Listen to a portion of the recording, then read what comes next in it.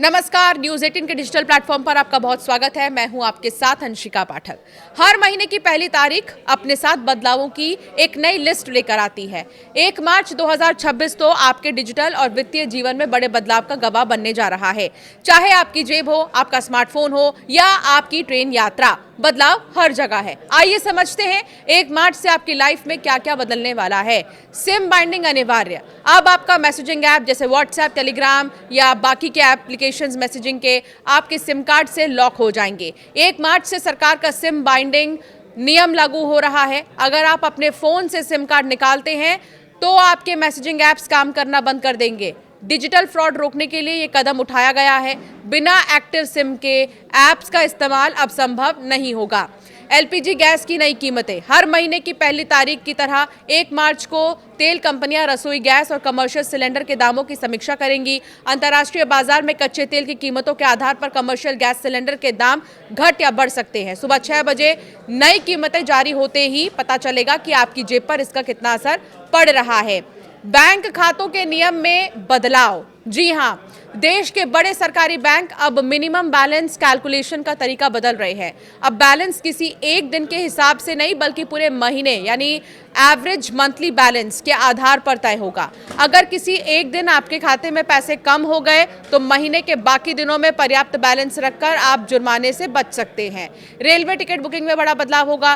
Train से सफर करने वालों के लिए एक बड़ा तकनीकी अपडेट है। 1 मार्च से पुराना यूटीएस ऐप काम करना बंद कर सकता है। अब आपको जनरल टिकट, प्लेटफॉर्म टिकट और अन्य सुविधाओं के लिए रेल वन ऐप का इस्तेमाल करना होगा।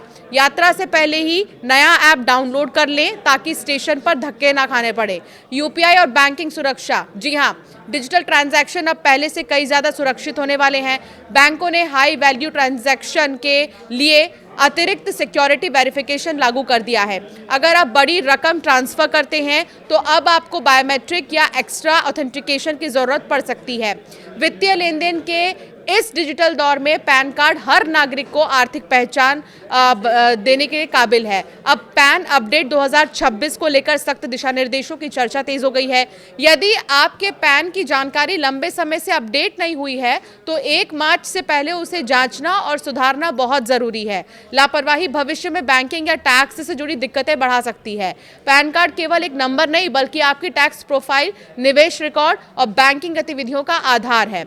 सरकार डेटा मिलान की प्रक्रिया को अधिक सख्त बना रही है ताकि गलत या फर्जी रिकॉर्ड को रोका जा सके। ऐसे में हर कार्ड धारक के लिए अपनी जानकारी सही रखना अनिवार्य हो गया है। पैन और आधार को जोड़ना अब एक महत्वपूर्ण प्रक्रिया बन चुका है। आयकर विभाग ने पैन आधार लिंकिंग को अनिवार्य बनाया है ताकि एकीकृत वित्तीय पहचान प्रणाली मजबूत हो सके। अगर किसी व्यक्ति का पैन आधार से लिंक नहीं है तो वो निष्क्रिय हो सकता है। निष्क्रिय पैन के साथ आयकर रिटर्न दाखिल करना, बैंक खाता खोलना या बड़ी राशि का निवेश करना मुश्किल हो सकता है। इसलिए आधार लिंकिंग को प्राथमिकता देना समझदारी है। तो ये कुछ बदलाव हो रहे हैं। इसके अलावा अगर आप हवाई यात्रा कर रहे हैं तो 1 मार्च के बाद से कुछ और बदलाव होंगे। हवाई यात्रा में क्या होंगे, आप 48 घंटे के अंदर जो है अपना टिकट कैंसिल करते हैं तो आपको रिफंड मिलेगा। अभी क्या है, आपके लिए आपके कुछ अमाउंट डिडक्ट हो जाते हैं, लेकिन ऐसा नहीं होगा 1 मार्च के बाद से। अगर आप हवाई यात्रा कर रहे हैं और किसी कारणवश आपको टिकट कैंसिल करना पड़ गया तो 48 घंटे के अंदर अगर आप टिकट कैंसिल करते हैं तो आपका पूरा रिफंड आ जाएगा, आपके पैसे नहीं कटेंगे। तो ये कुछ बदलाव 1 मार्च से हो रहे हैं, जरूर इसका ध्यान रखें।